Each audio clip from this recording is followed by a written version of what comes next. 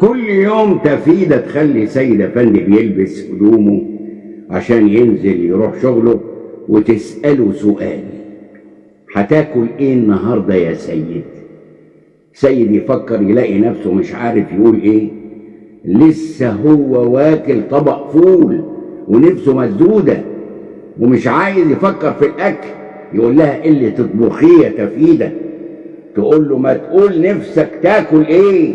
يقول لها: مش عارف اقول لك ايه، نفسنا ناكل حاجة غريبة كده. بعد ما يقول الكلمتين دول يخرج من البيت يروح على شغله، يرجع الساعة 3:30 الظهر، يرجع هبيان من الجوع، ينده على تفيدة: الأكل يا تفيدة.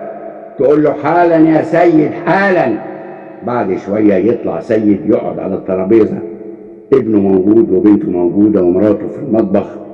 شويتين تهل مراته وهي شايلة طبق ضخم في حاجة غريبة. تفيدة تقول له: الأكل النهاردة مفاجأة يا سيد، عملت لكم بيتزا. سيد: ايه؟ قال لها: ايه بيتزا؟ زعل سيد: بيتزا ايه يا تفيدة؟ ده عبارة عن رغيف عيش مغمس بجبنة وزيتون وقوطة. أولاده يضحكوا. يقول لهم: تضحكوا على ايه؟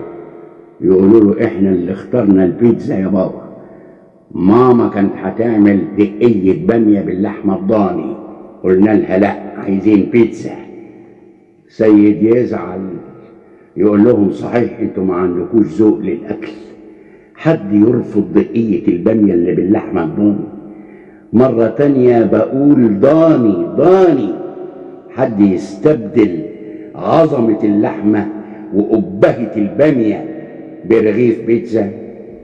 ابنه يقول له: احنا ماشيين بالديمقراطية يا بابا، احنا 3، ماما وانا واختي وانت واحد، ال3 عايزين بيتزا.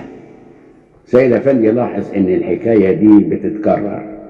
يوم الولاد يقولوا له ناكل بيتزا، يوم يقولوا همبرجر. سيد افندي يعارض، يقول: يا ناس حد يسيب الملوخية بالارانب وياكل همبرجر؟ حد يسيب صينية البطاطس باللحمة ويقول آكل بيج ماك؟ ايه الذوق ده؟ المهم ان سيد افندي كان بيمثل المعارضة. اخيرا اتفق مع مراته، قال لها: يا تفيدة اعملي لي انا اكل لوحدي وابعدي عن الاكل الخواجاتي ده، انا مصاريني نشفت. مش كده ولا ايه؟